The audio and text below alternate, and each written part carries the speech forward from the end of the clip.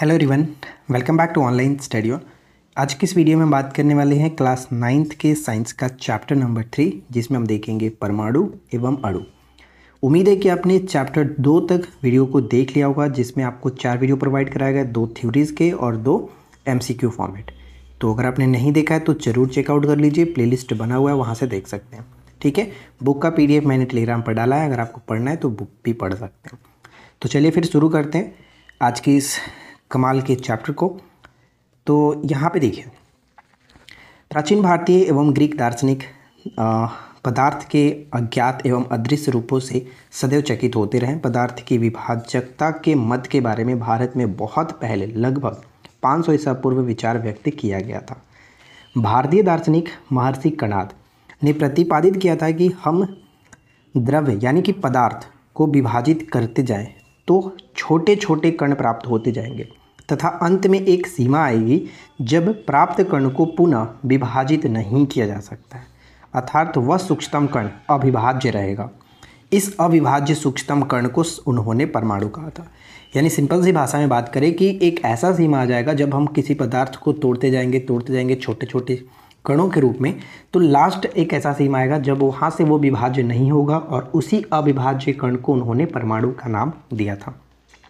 आगे चलते समय बहुत सारे विद्वान हैं, उन्होंने भी इसी मत तक जाकर के लास्ट उनका अपना जो भी एक्सपेरिमेंट रहा, जाकर के यहीं पे रुकता था कि ये लास्ट जो सूक्ष्मतम कण है वो परमाणु होगा।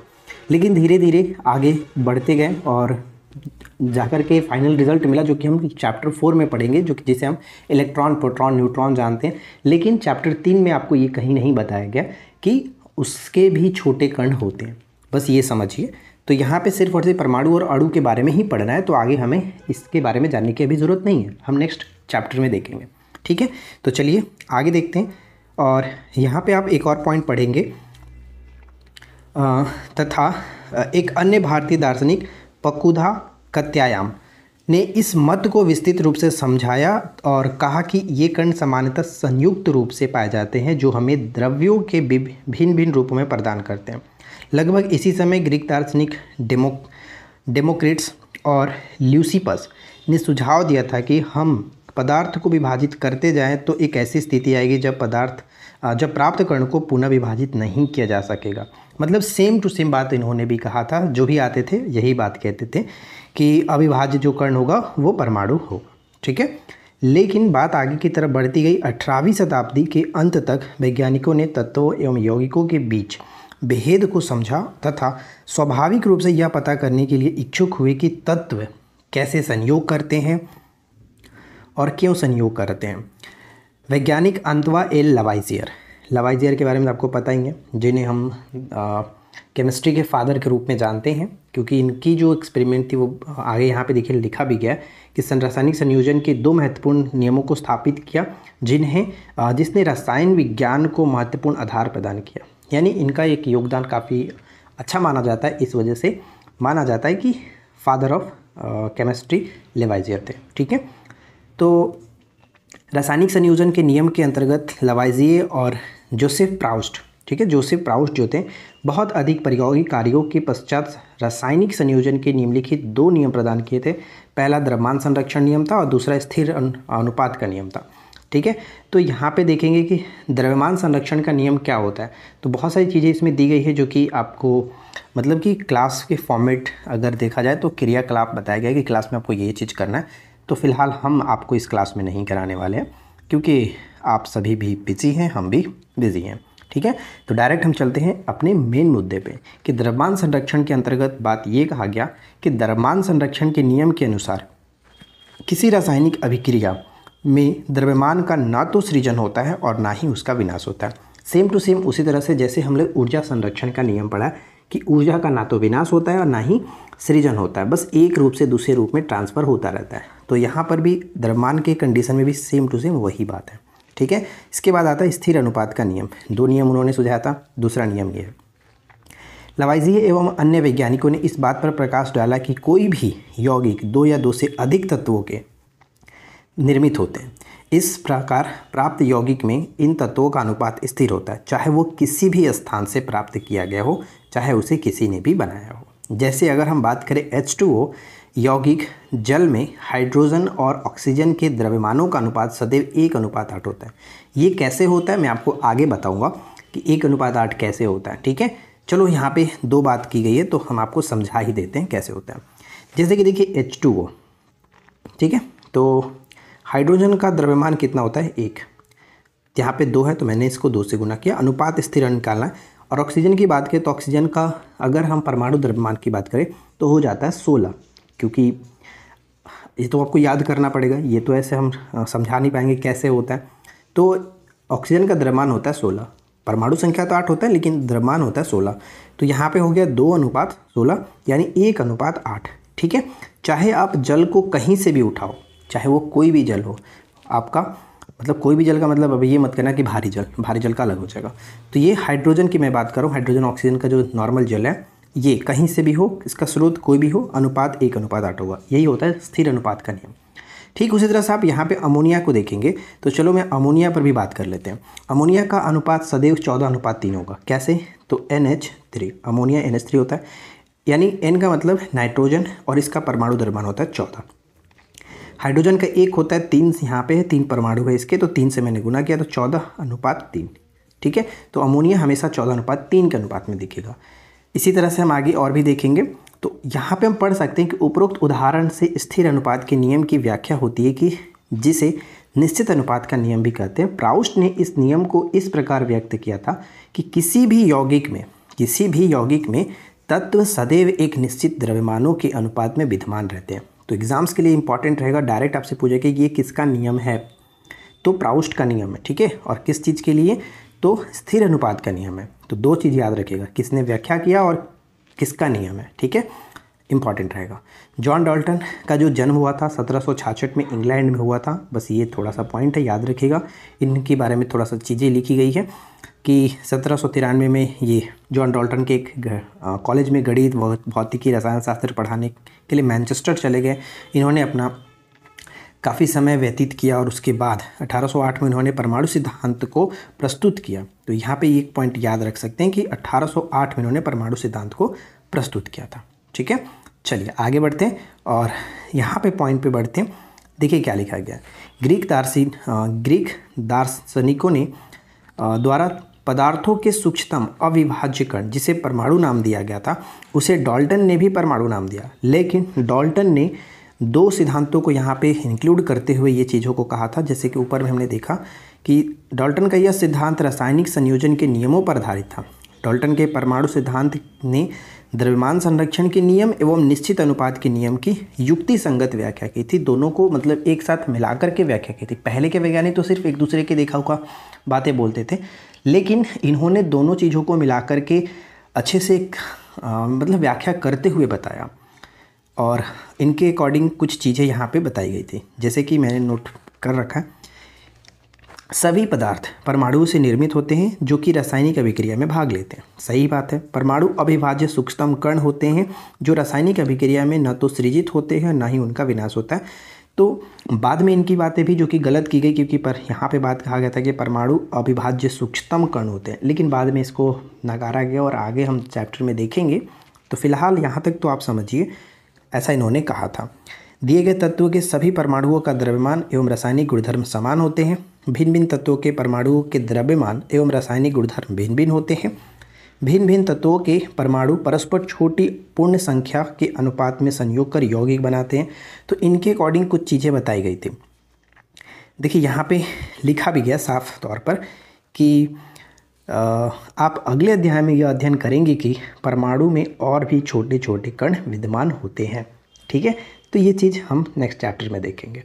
फिलहाल हम आगे बढ़ते हैं और यहाँ पे बात करते हैं कि अब बात आ रही है कि सभी लोगों ने कहा कि परमाणु सूक्ष्मतम कण है, तो भाई अब परमाणु है क्या, ये बात करते हैं कि परमाणु क्या है।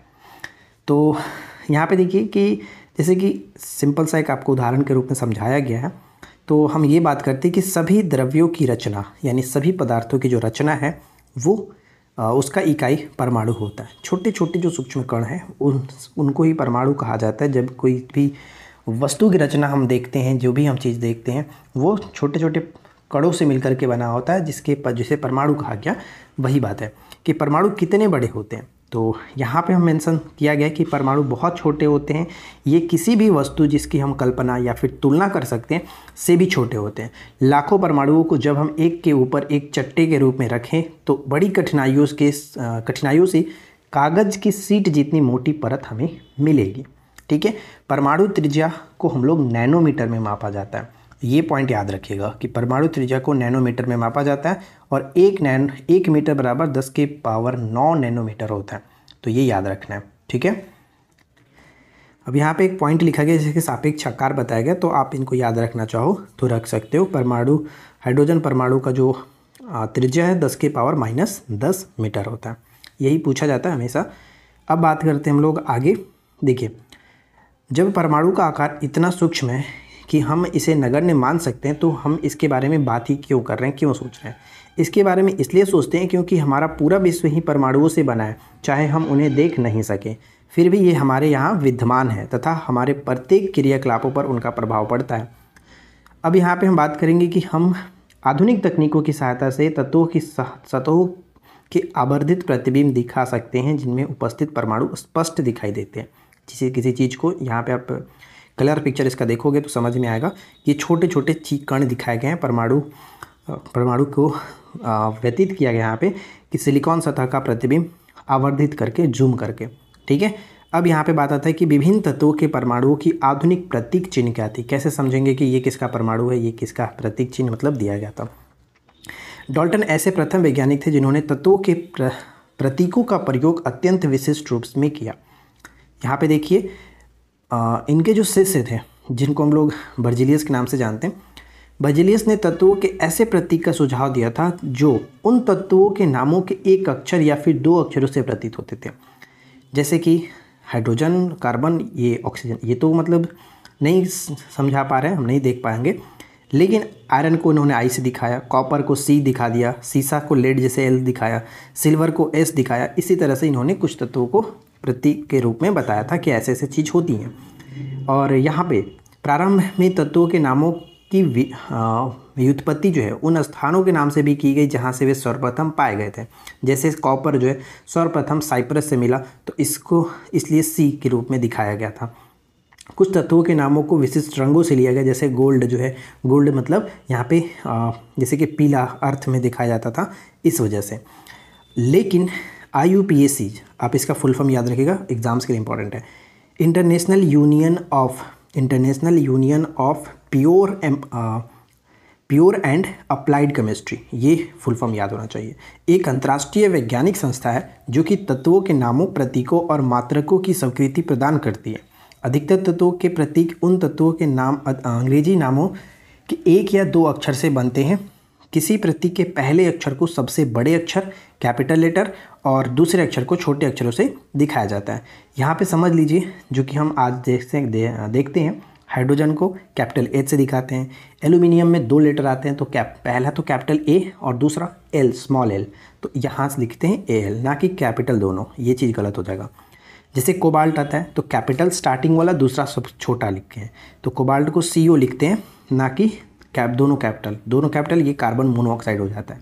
राइट, तो इस तरह से बताया गया था। नेक्स्ट पॉइंट हमारा आता है कि अन्य तत्वों के प्रतीकों को लैटिन, जर्मन और ग्रीक भाषाओं में उनके नामों से बनाया गया। उदाहरण के रूप में हम जैसे कि लोहा को जानते हैं, आयरन, इसको हम लोग फेरम से व्युत्पन्न हुआ था, जिसको Fe लिखते हैं। उसी तरह से सोडियम जो है वो नाइट्रियम से, क्योंकि Na लिखा जाता है, और पोटेशियम को हम लोग K प्रतीक देते हैं, यानी कि कैलियम से ये व्युत्पन्न हुआ है। ठीक है, इसी तरह से बाकी जो तत्व आप देखते हैं पीरियोडिक टेबल में, उनको इस तरह से दिखाया गया। अब आता है परमाणु द्रव्यमान क्या होता है। तो डाल्टन के परमाणु सिद्धांत की सबसे विशिष्ट जो संकल्पना परमाणु द्रव्यमान की थी, उनके अनुसार प्रत्येक तत्व का एक अभिलाक्षणिक परमाणु द्रव्यमान होता है। डाल्टन का सिद्धांत स्थिर अनुपात के नियम को इतनी भली भांति से समझाने में समर्थ था कि वैज्ञानिक को इससे प्रेरित होकर परमाणु द्रव्यमान को मापने की ओर अग्रसर हुए। चूँकि एक परमाणु के द्रव्यमान को ज्ञात करना अपेक्षाकृत कठिन कार्य था, इसलिए रासायनिक संयोजन के नियमों के उपयोग एवं उत्पन्न यौगिकों के द्वारा सापेक्ष परमाणु द्रव्यमानों को ज्ञात किया गया। तो बस हम यहाँ पे देखिए कि वैसे भी आपको याद होगा, इसमें ज़्यादा कुछ याद करने की ज़रूरत नहीं है। उन कुछ तत्वों के प्रतीक दिए गए कि उनको इस चीज़ से डिनोट किया जाता है, सूचित किया जाता है, तो आप इनको याद रखना चाहे तो रख सकते हैं, वैसे भी आपको याद होगा। ठीक है, तो चलिए हम बढ़ते हैं आगे के पॉइंट्स में और आगे देखते हैं क्या है। तो यहाँ पे देखिए सिंपल सा लैंग्वेज में लिखा भी गया कि बच्चों को कैसे बताया गया कि जब कभी आप तत्वों का अध्ययन करें तो आपके संदर्भ में उपरोक्त सारणी दी गई है। इस पूरी सारणी को एक बार में याद करने की आवश्यकता नहीं है। समय समय पर एवं बार बार उपयोग करते रहने से आप स्वतः इन प्रतीकों को निर्मित करना सीख जाएंगे। ठीक है, प्रेशर लेने की ज़रूरत नहीं है। तो वैसे आपको लेने की ज़रूरत है क्योंकि आप अब 9th क्लास में नहीं रहे। ठीक है, तो चलिए नेक्स्ट यहाँ पे क्या है कि यहाँ पर एक यौगिक कार्बन मोनोऑक्साइड का उदाहरण लेते हैं। देखिए ये उतना इंपॉर्टेंट नहीं है तो हम इसको स्किप करते हैं। चलिए आगे देखते हैं। अब यहाँ पे डायरेक्ट आते हैं यहाँ पे कि प्रारंभ में परमाणु द्रव्यमान को AMU द्वारा संक्षेप में लिखते थे, यानी एटॉमिक मास यूनिट के रूप में लिखते थे। लेकिन आजकल IUPAC नेम के नवीनतम अनुमोदन द्वारा इसको सिर्फ और सिर्फ U से यूनिफाइड द्रव्यमान द्वारा प्रदर्शित करते हैं। लेकिन द्रव्यमानों की इकाई को यथासंभव पूर्णांक या लगभग पूर्णांक में व्यक्त करना अधिक सुविधाजनक होता है। आगे चलकर वैज्ञानिकों ने परमाणु द्रव्यमानों की भिन्न भिन्न इकाइयों के बारे में विचार व्यक्त किया। वैज्ञानिक जब विभिन्न परमाणु द्रव्यमानों की इकाइयों के बारे में सुधारते थे तो उन्होंने प्रारंभ में प्राकृतजन्य ऑक्सीजन परमाणु के द्रव्यमान 1/16 भाग को इकाई के रूप में लिया। अभी तो वर्तमान में हम जानते हैं कार्बन 12, ठीक है, कार्बन 12 के साथ इस्तेमाल किया जाता है, लेकिन पहले ऑक्सीजन के 1/16 भाग के इकाई के रूप में इन्होंने लिया था। क्यों, इनका रीज़न यहाँ पे दिया गया है, 2 रीज़न आप पढ़ सकते हैं। लेकिन 1961 में परमाणु द्रव्यमानों को ज्ञात करने के लिए परमाणु द्रव्यमान इकाई कार्बन 12, ये चीज़ याद रखिएगा कि कार्बन 12 को परमाणु द्रव्यमानों को ज्ञात करने के लिए कब उपयोग में लाया गया, तो 1961 से। ठीक है, 1961 से लाया गया था। अब इसके बाद अगर हम देखें तो इसमें पॉइंट पे ज़्यादा कुछ नहीं है, लेकिन यहाँ पे परमाणु द्रव्यमान दिए गए, आप इनको याद रखिएगा। हाइड्रोजन का परमाणु द्रव्यमान 1 होता है, कार्बन का 12, नाइट्रोजन का 14, ऑक्सीजन का 16, सोडियम 23, मैग्नीशियम 24, सल्फर 32, क्लोरीन 35.5 और कैल्शियम का हो जाता है 40। यहाँ तक आपको याद रखना है क्योंकि ये सब बार बार रिपीट होते रहते हैं और आगे भी काम आएगा, तो याद रखिएगा। ठीक है, चलिए परमाणु किस प्रकार अस्तित्व में रहते हैं। तो देखिए कि अधिकांश तत्वों के परमाणु स्वतंत्र रूप से अस्तित्व में नहीं रह पाते हैं। परमाणु अणु एवं आयन बनाते हैं, अणु एवं आयन बनाते हैं। अब यहाँ पे आप नाम आ रहा है अणु। ठीक है, परमाणु अणु एवं आयन बनाते हैं। अणु अथवा आयन अत्यधिक संख्या में पूर्जित होकर के मैटर बनाते हैं, पदार्थ बनाते हैं, जिन्हें हम देख सकते हैं, अनुभव कर सकते हैं, छू सकते हैं। यानी तत्वों के परमाणु के संयोग से बहुत सारे परमाणु, 2 या 2 से अधिक परमाणु मिलकर के अणु बनाते हैं। तो यहाँ पे आप पढ़ेंगे कि अणु क्या है। तो देखिए अणु ऐसे 2 या 2 से अधिक परमाणुओं का समूह होता है जो आपस में रासायनिक बंध द्वारा जुड़े होते हैं अथवा वे परस्पर आकर्षण बल के द्वारा कसकर जुड़े होते हैं। अणु को किसी तत्व अथवा यौगिक के उस सूक्ष्मतम कण के रूप में परिभाषित करते हैं जो स्वतंत्र रूप से अस्तित्व में रह सकता है। क्वेश्चन आपसे यही पूछा जाता है कि निम्नलिखित में से किसी तत्व का अथवा यौगिक का वह सूक्ष्मतम कण जो स्वतंत्र रूप में अस्तित्व में रह सकता है, उसे क्या कहते हैं, अणु, परमाणु, इस तरह से ऑप्शंस में रहेगा।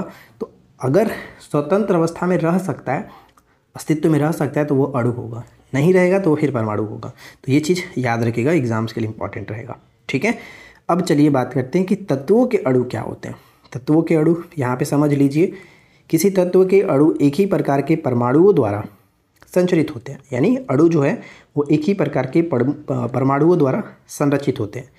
आर्गन, हीलियम इत्यादि जैसे अनेक तत्वों में अणु उसी तत्व के केवल एक परमाणु द्वारा निर्मित होते हैं, लेकिन अधिकांश अधातुओं में ऐसा नहीं होता है। क्योंकि उदाहरण के लिए आप यहाँ पे समझिए कि ऑक्सीजन अणु 2 ऑक्सीजन परमाणुओं से बनता हो। जैसे हम लोग O2 लिखते हैं तब जाकर के इसको ऑक्सीजन कहते हैं, O3 लिखते हैं इसे हम लोग ओजोन कहते हैं। ठीक है, यहाँ पे समझिए, इसलिए इसे द्विपरमाणु कहते हैं, यानी कि इसमें 2 ऑक्सीजन परमाणु हैं। ठीक है, 2 ऑक्सीजन परमाणु हैं, O2 कहते हैं। यदि समांतर 2 के स्थान पर 3 ऑक्सीजन परमाणु परस्पर संयोग करें यानी O3 हो जाए, तब उसे हम लोग ओजोन कहते हैं। ठीक है, ओजोन कहते हैं।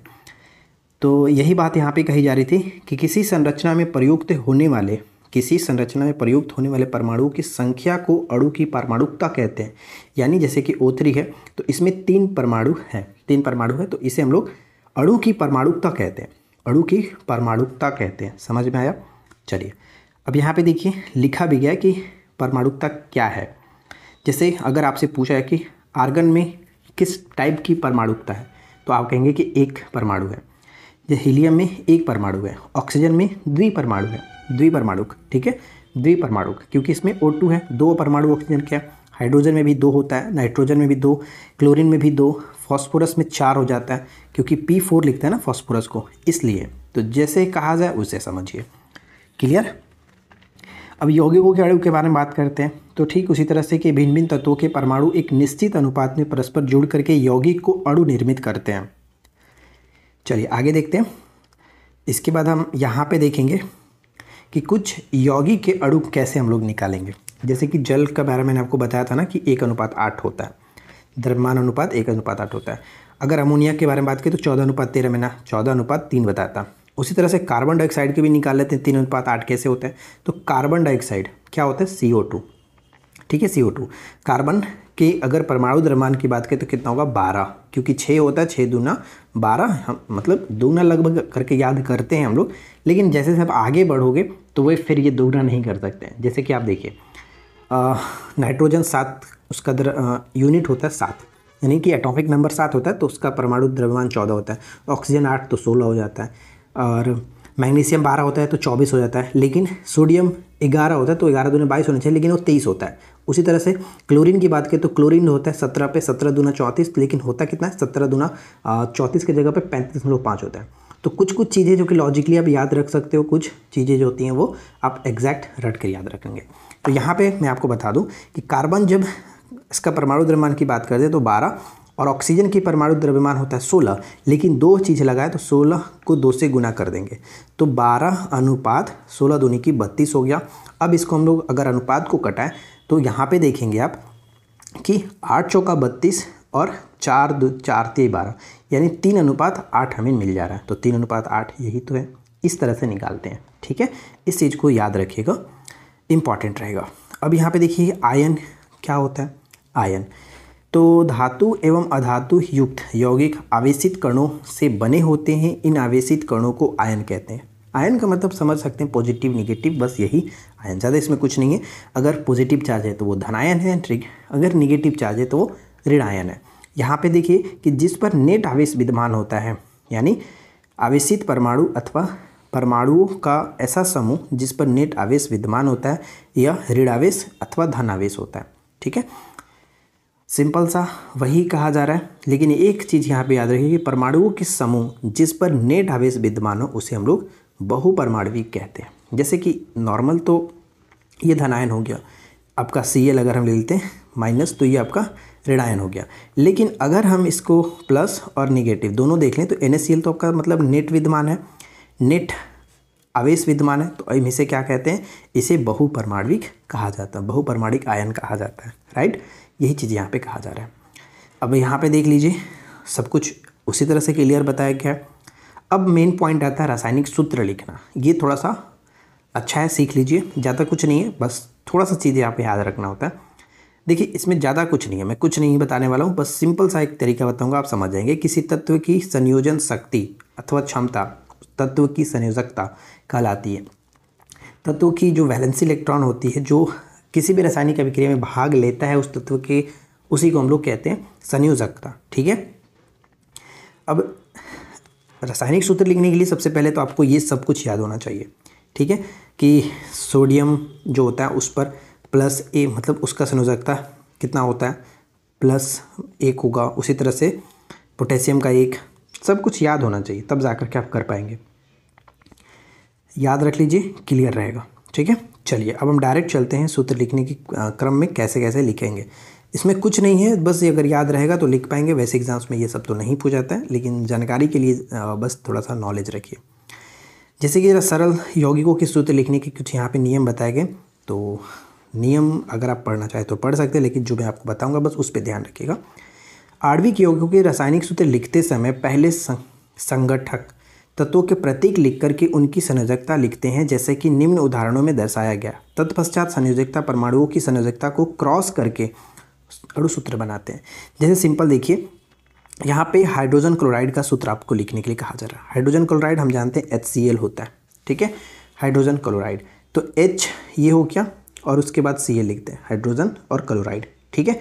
तो हाइड्रोजन का कितना होता है संयोजकता 1, क्लोरीन की संयोजकता भी 1 होता है। तो क्रॉस में लिख देंगे, यानी ये इसके साथ और ये इसके साथ, तो HCl आ जाएगा, यानी इसके साथ 1 है, 1 हो गया, और इसके साथ Cl के साथ 1, तो मिल टोटल बनेगा HCl, ठीक है। उसी तरह से अगर हम आगे देखें, जैसे कि अगर आपसे कहा जा रहा है कि हाइड्रोजन सल्फाइड को लिखें, तो हाइड्रोजन मैंने लिखा और हाइड्रोजन, देखिए हाइड्रोजन और सल्फाइड, यानी हाइड्रोजन है और सल्फाइड ऐसा सल्फर है, तो H और S मैंने लिख लिया। हाइड्रोजन का 1 होता है और सल्फाइड का अगर बात करें सल्फर तो 2 हो गया, ठीक है। अब क्रॉस करके देख लीजिए कि H के साथ 2 और इसके साथ 1, तो H2S हाइड्रोजन सल्फाइड का सूत्र बन गया।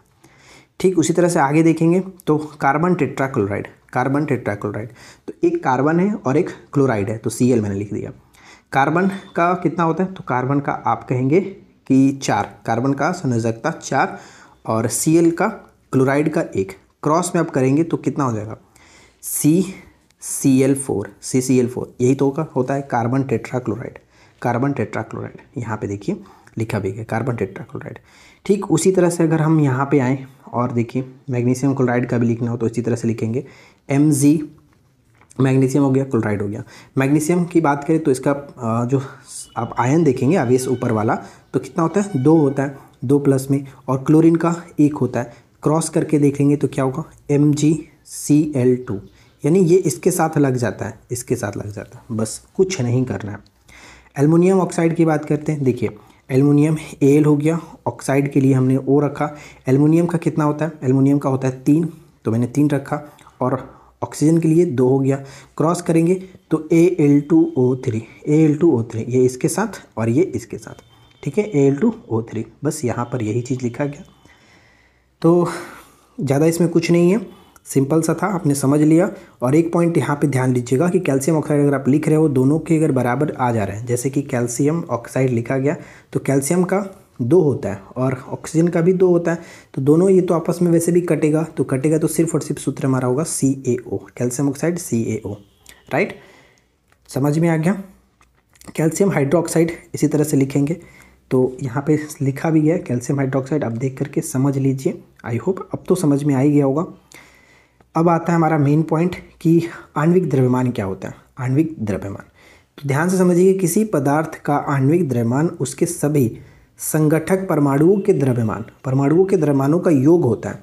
इस प्रकार एक अणु का वह सापेक्ष द्रव्यमान है जिसे परमाणु द्रव्यमान इकाई U द्वारा व्यक्त किया जाता है। जैसे अगर आपसे पूछा है कि H2O का परमाणु द्रव्यमान बताइए या फिर आणविक द्रव्यमान, परमाणु द्रव्यमान तो नहीं कहा जाएगा क्योंकि इसमें एक यौगिक हो जा रहा है ना, तो आणविक द्रव्यमान आपसे पूछेगा, तो आणविक द्रव्यमान कितना होगा, जैसे कि हाइड्रोजन 1, लेकिन इसमें 2 लगा है तो 2 से गुणा करेंगे, द्रव्यमान रखना होता है, ठीक है, द्रव्यमान, तो हाइड्रोजन का द्रव्यमान तो 1 होता है। ऑक्सीजन की बात करें तो ऑक्सीजन का द्रव्यमान 16, तो यहाँ पे देखिए 2 + 16 = 18, यानी जल का आणविक द्रव्यमान 18 होगा। उसी तरह से नाइट्रिक अम्ल अगर देखा जाए तो HNO3, ठीक है, H का हो गया 1 प्लस नाइट्रोजन होता है 14, 7 दूनी की 14 याद रख सकते हो। ऑक्सीजन का 16 हमने याद रख लिया, तो 16 दिया 48, ठीक है, 48, तो ये कितना हो जाएगा 8 × 4 = 12, 1 13 हो गया, 4 5 1 6, यानी 63 यूनिट, यानी इकाई कह सकते हो। तो 63 देख लीजिए क्या आ रहा है कि नहीं आ रहा है, सही सही। पहला वाला 18 U और दूसरा देखिए 63 U, क्लियर है। HNO3 का आणविक द्रव्यमान 63 U, तो यहाँ तक तो कोई दिक्कत नहीं होगा। अब इसमें कुछ नहीं है, लास्ट पॉइंट हमारा आता है सूत्र इकाई द्रव्यमान। इसमें बहुत सारी चीज़ें होती हैं लेकिन कुछ नहीं होता, बस ये सिंपल समझिए कि जो आणविक आपने देखा, आणविक द्रव्यमान निकालना समझ लिया, ठीक उसी तरह से सूत्र इकाई द्रव्यमान है, पढ़ के भी समझ सकते हो। किसी पदार्थ का सूत्र इकाई द्रव्यमान उनके सभी संगठक परमाणुओं के परमाणु द्रव्यमान का योग होता है। सूत्र द्रव्यमान का परिकल्पना उसी प्रकार से करते हैं जिस प्रकार हमने आणविक द्रव्यमान का परिकल्पना किया है। अंतर केवल इतना है कि यहाँ पर हम उस पदार्थ के लिए सूत्र इकाई का उपयोग करते हैं जिसके संगठक आयन होते हैं। उदाहरणतः सोडियम क्लोराइड NaCl, इसके इकाई सूत्र द्रव्यमान देखिए क्या है, तो NaCl जैसे कि NaCl। सोडियम का कितना होता है? सोडियम का 23 होता है, इसमें 1 है तो कितना करेंगे 1 × 23। क्लोरीन का कितना होता है? क्लोरीन का 35.5, तो 35.5 तो टोटल आप जोड़ करके देखोगे 58.5 आ जाएगा। उस तरह से CaCl2 का निकाला गया, तो यहाँ पर निकाला भी गया कि Ca का 1 है तो 1 × 40 और Cl2 है तो 2 × 35.5 जोड़ जाकर सब 111 U। तो यही था आज के इस चैप्टर में परमाणु और अणु के संबंध में जो भी चीज़ें थी आपको जानने के लिए वो सब कुछ मैंने बता दिया। अब इसका MCQ हम इवनिंग में आपको दे देंगे, आप वहाँ से अपना रिविजन्स कर सकेंगे। तो उम्मीद है कि फ्रेंड्स आप लोगों को ये वीडियो अच्छा लगा होगा। वीडियो पसंद आया हो तो लाइक एंड शेयर करिए। चैनल पे पहली बार है सब्सक्राइब करके नोटिफिकेशन बेल आइकन को ऑल पे शेयर करिए और कम से कम अपने फ्रेंड के साथ शेयर किया करो। फ्रेंड्स आप लोग शेयर बिल्कुल नहीं करते हो, जो कि बिल्कुल गलत बात है। प्लीज़ आप लोग शेयर करें, ठीक है। तो मिलते हैं नेक्स्ट क्लास में। Thanks for watching.